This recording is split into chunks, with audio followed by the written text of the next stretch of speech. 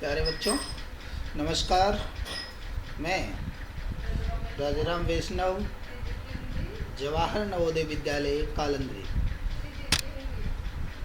TGT Hindi आज आपके सामने कक्षा 8 के अंतर्गत हम अगला पाठ लेकर के आए हैं। पाठ का नाम है कामचोर, जो कि हमारे वसंत से है, कक्षा 8 की किताब में। इसके लेखक इस्मत चुगताई हैं। जैसा कि पाठ का टाइटल या शीर्षक आपको जो बता रहा है कि कामचोर अर्थात काम से जी चुराने वाला। इस पाठ के अंतर्गत भी इसी तरह के लेख हुआ है कि काम से जी चुराने वाला किस तरह कितनी मुश्किलों का सामना करता है, वो सब इसमें बताया गया। इस पाठ की रूपरेखा को जानने से पहले आपके सामने ये एक परिवार दिखाई दे रहा है। स्लाइड के अंदर एक बहुत बड़ा परिवार है और उस परिवार में नौकर चाकर सभी है। और उससे भी बड़ी बात है कि बच्चों का एक हुजूम है, यानी यूँ कह सकते हैं कि 6-7 बच्चे वहाँ पर रहते हैं। अब वो बच्चे नौकर रहने के कारण से कोई भी काम खुद नहीं करते हैं, ठीक है, वो सभी कार्य नौकर करते हैं। तो बड़े परेशान हो गए कि बच्चे अपना काम तो खुद करना चाहिए। इसलिए बड़ों ने एक सभा बुलाई, घर के जो बड़े हैं, और उन्होंने काफ़ी देर वाद विवाद के बाद यह तय हुआ कि नौकरों को निकाल देते हैं। आखिर ये जो बच्चे आलसी होते जा रहे हैं, ये मोटे मोटे बच्चे, ये किस काम के हैं जो हिलकर पानी भी नहीं पीते। इन्हें अपना काम खुद करना चाहिए, अपना काम करने की खुद को आदत होनी चाहिए। कामचोर कही के ऐसा सोच करके ये नौकरों को निकाल देते हैं। अब बड़े बच्चों को बोलते हैं कि भाई तुम लोग कुछ नहीं करते, इतने सारे हो, सारा दिन उधम मचाते हो, शैतानी करते हो और तुम यहाँ पर सिर्फ एक तरह से आलसी बनते जा रहे हो। तो ये सब बड़े जो है वो बोलते हैं। तो बड़ों ने जब ये कह दिया कि तुम हिलकर पानी भी नहीं पीते, तो इसका रिजल्ट जो है हिलकर पानी नहीं पीना। बच्चों ने सोचा कि हाँ भाई, हमें हिलकर पानी तो पीना चाहिए, और हिलकर पानी पीने में अपना क्या खर्च होता है, इसलिए उन्होंने पानी पीना शुरू किया। अब उनके तो जब बड़ों ने ये कहा ना कि तुम्हें हिल कर पानी पीना चाहिए, तो बच्चों ने पानी भरा, नौकर चले गए, तो उन्होंने आपस में हिल करके पानी पीना शुरू कर दिया। और उस हिल कर पानी पीने में उन्हें क्या हुआ, धक्के भी लगे, मटके जो थे आपस में वो टूट गए, सारे कपड़े जो है वो भीग गए पानी से, सुराइयाँ इधर उधर लुढ़क गई, इसके अलावा कपड़े अलग भीग गए। कहने का मतलब वो काम पूरी तरह से खराब हुआ जैसे हुआ, ऊपर से उनको डांट भी सुननी पड़ी। उन्होंने उस अर्थ का दूसरा अर्थ निकाल लिया कि हमें हिल कर के पानी पीना है। तो अब अम्मा ने देखा तो अम्मा आग बबूला हो गई, गुस्सा हो गई, और फिर बोली कि ये क्या काम करेंगे, ये अपना कार्य क्या खुद करेंगे, खुद ही नहीं कर पा रहे हैं। तो आखिर में अम्मा ने ये कह दिया कि जो काम नहीं करेगा उसे रात का खाना नहीं मिलेगा, रात का खाना बिल्कुल भी नहीं दिया जाएगा। इस तरह से कड़ाई से ये आदेश अम्मा ने निकाल दिया। बच्चे परेशान, क्योंकि उन्हें इससे पहले उन्होंने कभी काम नहीं किया, ठीक है। इसके बाद में उन्होंने कहा कि शाही फरमान के साथ उन्होंने एक लालच भी दिया। लालच क्या दिया कि जो भी काम करेगा उसे खाना तो मिलेगा जैसे मिलेगा, उनको अलग से पेमेंट भी दिया जाएगा, एक्स्ट्रा पैसे भी दिए जाएंगे, ठीक है। और इस कारण से सभी बच्चे तैयार हो गए कि हम काम करने के लिए तैयार हैं। अब्बा मियाँ ने काम बताया, इसके लिए उन्होंने कई सारी राय बताई। उन्होंने कहा तुम्हें तनख्वाह भी मिलेगी। तो अब्बा मियाँ ने बहुत सारे काम बताए कि जैसे मान लो ये दरी है, जो मेली हो रही है, आंगन में कूड़ा पड़ा है उसे ठीक कर दो, उसे हटा दो, दरी को ठीक कर दो, पेड़ों में पानी डाल दो, और इसके अलावा जो भी काम करोगे तुम्हें तनख्वाह दी जाएगी। अब बहुत सारे काम बता दिए, जैसे कि माली को पानी डालने का तनख्वाह मिलती है तो तुम्हें भी तनख्वाह मिल जाएगी। तो अब क्या हुआ कि सभी बच्चे इकट्ठे हो गए और उन्होंने सबसे पहले दरी वाला ही क्या किया, उन्होंने दरी को पकड़ लिया और चारों ओर से घर के अंदर ही, अब उन्हें तो सिर्फ इतना पता था कि हमें दरी को साफ करना है, ठीक है, तो उन्होंने क्या किया, उस दरी को चारों तरफ से पकड़ के घर के अंदर ही ऊपर नीचे उसको झाड़ने लग गए। और उसमें से कुछ ज़्यादा माइंड लगाने वाले, ज़्यादा दिमाग लगाने वाले बच्चों ने क्या किया, एक दो लकड़ियाँ लेके आ गए और जो दरी को ऐसे ऊपर नीचे करके झाड़ रहे थे घर के अंदर, वो लकड़ी से उसको और उसे मारने लग गए दरी को।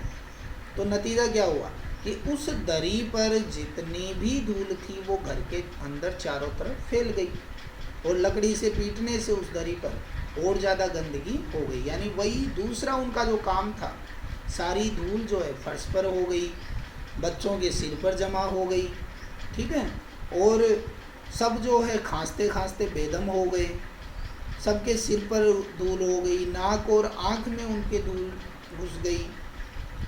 ये देख कर के अम्मा फिर आग बबूला हो गई और उनको वहाँ से भगा दिया। अब बच्चों ने तीसरा काम सोचा कि ये काम भी हमसे नहीं होता, चलो झाड़ू निकालते हैं, घर में जो कूड़ा कचरा है उसको निकाल देते हैं। तो उन्होंने क्या किया कि झाड़ू निकालने का फैसला किया। अब झाड़ू क्या थी, एक थी और हर बच्चों के लालच और डर दोनों था। डर था कि रात को खाना नहीं मिलेगा, लालच था कि तनख्वाह मिलेगी।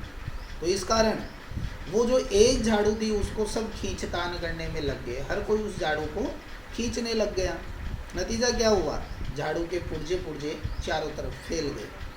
जितनी सीख उस झाड़ू के हाथ में पड़ी, हर कोई उल्टे सीधे हाथ में लेकर के झाड़ू मारने लगा। अम्मा ने फिर सिर पीट लिया कि ये जो झाड़ू थी, झाड़ू भी टूट गई चारों तरफ से और कचरा जो है वो और ज़्यादा हो गया।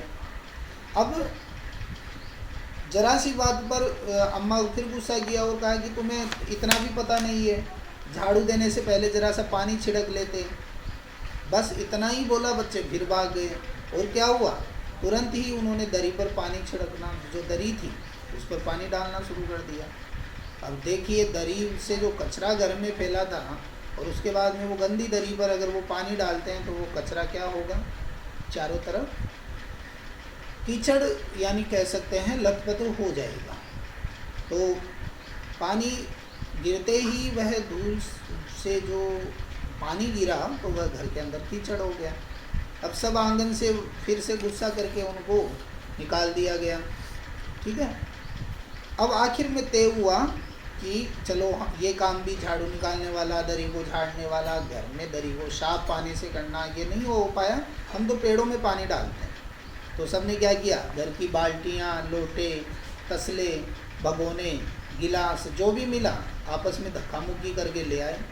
अब नल पर क्या हुआ, सब आपस में लड़ने लग गए, घमासान हो गया, धक्का मुक्की होने लगी, सभी कीचड़ से लथपथ हो गए।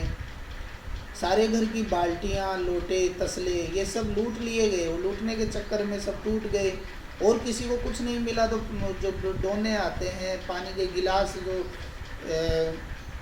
प्लास्टिक के आते हैं उनको लेकर के ही भाग गए, नल पर टूट गए। अब क्या हुआ, किसी के बाल्टी का पतीला जो है वो पतीला लोटे पर आ गया, लोटे पर पतीला आ गया, भगोने और डोगे एक हो गए। पहले धक्के चले, फिर कोनियाँ चली, फिर बर्तन चले, फ़ौरन बड़े भाई बहन, मामू और दमदार, मौसियाँ, फूफियों की कुमुक का मतलब सेना आ गई और फौज मैदान में हथियार फेंक कर पीठ दिखा गई। अब बच्चे सभी कीचड़ से लथपथ हो गए। इसके बाद में कपड़े बदलवाने के लिए नौकरों की वर्तमान संख्या नहीं थी, नौकर थे नहीं, तो बंगलों से आसपास के नौकर बुलवाए गए और 4 आना प्रति बच्चे के हिसाब से उन्हें नहलाया गया। तो हम लोग कायल हो गए कि सचमुच ये सफाई का काम अपने बस की बात नहीं है, पेड़ों की देखभाल भी नहीं हो सकती है। अब लास्ट में ये डिसीजन निकाला गया कि चलो काम तो अब हमसे होगा नहीं, कि मुर्गियां जो है उनको दड़बे में वापस भेजना है, यानी मुर्गियों को जो कि चरती है उनको दड़बे में अंदर भेजना है। तो शाम से ही जो भी बच्चों के हाथ में बाँस छड़ी जो लगी, मुर्गियां हाँकने लगे, चल दड़बे बोलने लग गए। पर मुर्गियों ने तो जैसे वो भड़क गई, ऊट पटांग इधर उधर कूदने लगी। 2 मुर्गियां खीर के प्याले में, जिन पर आया चांदी के वर्क लगा रही थी, ठीक है, चांदी के वर्क साड़ी पर जो कर रही थी वहाँ कूद गई, दौड़ती फड़फड़ाती हुई निकल आई। तूफान गुजरने के बाद में पता चला कि प्याले खा रही है, और प्याले जो है वो खाली हो चुके हैं, और सारी जो खीर जो आया ने बनाई थी, वो दीदी के कामदानी जो दुपट्टा है उस पर जो मुर्गियाँ कूदी तो वो खीर से वो दुपट्टा ख़राब हो गया। और जो दीदी ने जो अपने बाल धोए थे, कि भाई बाल कई दिनों से धोए थे, उस पर भी मुर्गियाँ कूद गई, तो वो बाल भी फिर से पूरे खीर से चिपचिपे हो गए। एक बड़ा सा मुर्गा तो क्या हुआ, अम्मा के खुले हुए पानदान में कूद गया, जो अम्मा पान खाती थी उस पानदान में कूद गया, तो उसके पैर पानदान में हो गए। और पान की आपको पता है पिक कितनी खतरनाक होती है, तो वह कत्थे चूने में जो लिथड़े हुए उसके पैर या पंजे थे, उसे लेकर के वो नानी अम्मा की सफ़ेद दूध जैसी जो चादर थी वो लेकर के आई थी। चादर नानी अम्मा बिछा रखी थी, उस पर कूद गया, यानी पूरी चादर को उस मुर्गे ने खराब कर दिया। और ये सब किसके कारण हो रहा है, वो उन आलसी बच्चों के कारण जो काम करने का तरीका या सलीका नहीं जानते हैं। एक मुर्गी क्या हुई, दाल की पतीली में छपाक मारकर भागी और सीधी जाकर मोरी में इस तरह फिसली कि सारी कीचड़ मौसी के मुंह पर लग गई। जो बेचारी बैठी हुई अपना मुंह धो रही थी, अपने चेहरे को चमका रही थी, वो मुर्गी उछली, उछलते ही वो कीचड़ उसके मौसी के मुंह पर लग गई। इधर सारी मुर्गियां बेनकेल जो है ऊंट बनी चारों तरफ दौड़ रही थी, यानी वो भी घबरा गई कि हमें इतनी सारी लकड़ियां लेकर के ये बच्चे भगा रहे हैं, एक भी दड़बे को जाने को राजी नहीं हुआ। इधर किसी को सूझी कि अब मुर्गियों वाला भी ये प्लान कैंसिल हो गया, तो अब सूझा कि चलो भेड़े हैं उन्हें दाना खिला देते हैं, ठीक है। तो उन्होंने क्या किया, दिन भर की भूखी भेड़े दाने का सूप देखा तो उन पर ऐसी झपटी कि भाग कर जाना कठिन हो गया। लष्टम पष्टम तख्तों पर चढ़ गई, पर भेड़ चाल मशहूर है, उनकी नज़र तो बस दाने के सूप पर थी। पलंग को फलांगती, बर्तन लुढ़काती, साथ साथ वो चढ़ गई। तख्त पर बानी दीदी का दुपट्टा फैला हुआ था, जिस पर गोखरी, चंपा और सलमा सितारे रखकर बड़ी दीदी मुगलानी बुआ को कुछ बता रही थी। भेड़े क्या हुई, अचानक से आई और उन सबको रोंदती, मेंगनियाँ करती हुई भागी। जब तूफान गुजरा तो ऐसे लगा जैसे जर्मन की सेना टैंक और बम्बारों सहित उधर से छापा मारकर गुजर गई हो। जहाँ जहाँ से भी सूप दिखा, भेड़ों को खाने का दिखा, वहाँ पर ये भेड़ें भागना शुरू हो गई, यानी घर में फिर से कोहराम मच गया। शिकारी कुत्तों की तरह वह गंध सूंघती हुई भेड़ें हमला करती गई। हज्जन की माँ क्या कर रही थी, पलंग पर दुपट्टे से मुंह ढाके बेचारी सो रही थी। उस पर जो भेड़ें दौड़ी वो बहुत अच्छा सपना देख रही थी। भेड़ का एक पैर हज्जन की माँ पे गिरा और वो भी चिल्लाना शुरू हो गई। वह सपने में किसी महल की सैर कर रही थी और दुपट्टे में उलझी हुई अचानक से जब उसके ऊपर भेड़ का पैर गिरा वो चीखने लगी। इतने में भेड़ सूप को भूलकर तरकारी की टोकरी पर टूट पड़ी और ऐसा लगा जैसे रुई के तकिए में कूद रही है, वैसे वो तरकारी पर कूदने लग गई, ठीक है। इधर पल्ले मची और दूसरे बच्चे भी लापरवाह नहीं थे। इतनी बड़ी फौज थी कि इस कार्य को भी उन्होंने लगभग बिगाड़ दिया। इसके बाद में अम्मा को क्या करना पड़ा, 8 हाथ 4 थनों पर पिल पड़े, यानी लास्ट जो डिसीजन लिया गया कि चलो भैंसों का दूध निकालते हैं। तो जो बच्चे थे वो भैंस जो थी उनका दूध निकालने के लिए सभी बर्तन उठा करके फिर आ गए, लात घूसे मारना शुरू हुआ। तय हुआ कि भैंस की अगाड़ी पिछाड़ी बांध देते हैं, दूध निकालने से पहले बांधते हैं, तो उनको अगाड़ी पिछाड़ी बांध दी जाए और काबू में लेकर दूध दो लिया जाए। बस झूले को रस्सी उतार कर भैंस के पैर बांध दिए, पिछले 2 पैर चाचा जी जो सो रहे थे उनकी चारपाई से बांध दिए। अगले 2 पैर को बांधने की कोशिश जारी थी कि भैंस, अगले 2 पैर भी बांध ही रहे थे कि भैंस मतलब चणक गई या चिमक गई जिसे कहते हैं, अचानक से मतलब भैंस भी घबरा गई और चौकन्नी हो गई, छूट कर भागी। तो पहले जो चाचा जी जो खाट पर सो रहे थे, जहाँ उनके भैंसों के दोनों पैर बांधे हुए थे, तो वो खाट सहित भागी। और चाचा जी जो सपने देख रहे थे, चारपाई पानी के ड्रम से टकराई। यानी भैंस भागी, भैंस के पीछे चारपाई गई और वो पानी के ड्रम से टकराई। पानी छलक कर गिरा चाचा जी पर। तब चाचा जी को पता चला कि कोई आंधी या तूफान इस घर में आया है। और वह पलंग की दोनों पटियां पकड़े, बच्चे को छोड़ देने वाले को भला बुरा सुनाने लगे, उन बच्चों को भला बुरा कहने लग गए। भैंस भाग रही थी और पीछे पीछे चाचा जी चाचा जी को खींच करके उनको चारपाई सहित भैंसें चारों तरफ भाग रही थी। और चाचा जी को लग रहा था जैसे वो चारों लोगों की सैर कर रहे हों। अब बच्चों ने सोचा कि यार बछड़ा तो खोला नहीं, चलो बछड़े को भी खोल देते हैं।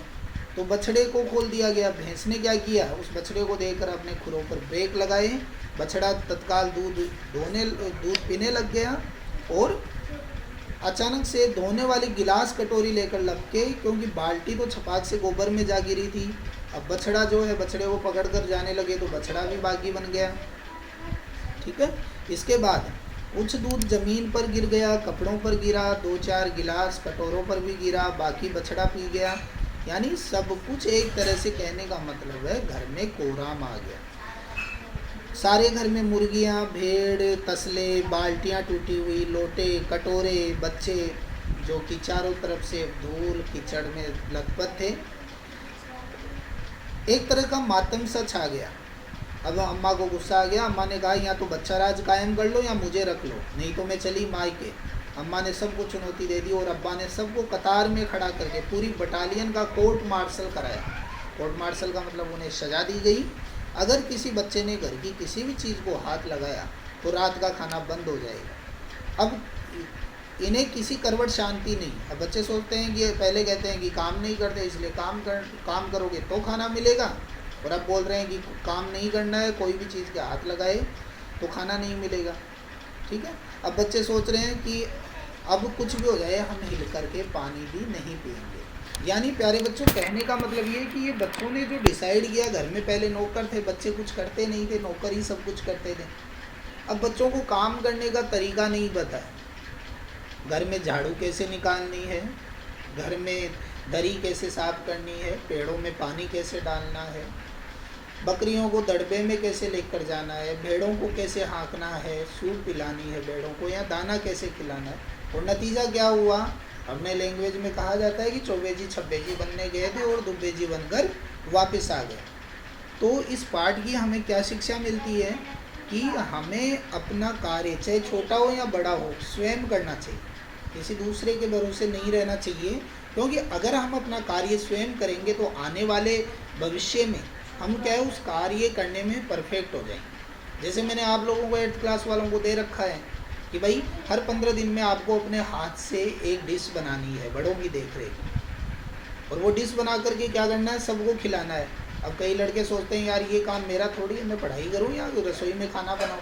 लेकिन सोचिए जब वो फ्यूचर में पढ़ने के लिए आगे जाएंगे कहीं पर जहाँ कोई नहीं होगा घर में, तो वो होटल से मंगा के थोड़ी खाएंगे। अगर उनको खाना बनाना आ गया, अगर उनको डिश बनाना आ गया तो उन्हें कोई दिक्कत ही नहीं आएगी।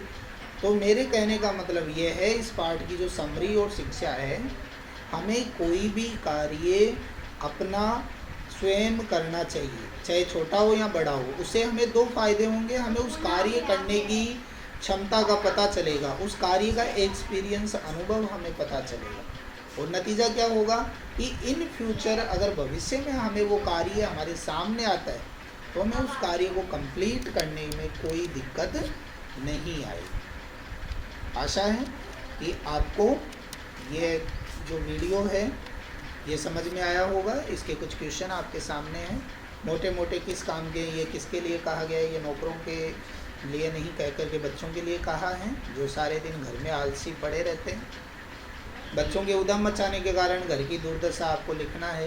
दादाजी की चारपाई कौन खींच रहा था, अभी आपको बताया था कि जो भैंसों का दूध निकालने का उन्होंने डिसाइड किया था, और चारपाई दादाजी जो सो रहे थे उनको बांध दिया था।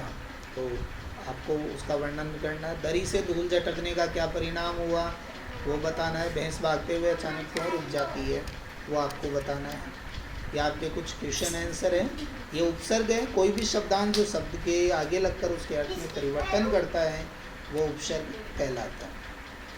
आशा है आपको हमारा ये पाठ जिसका शीर्षक है कामचोर आपको समझ में आया होगा।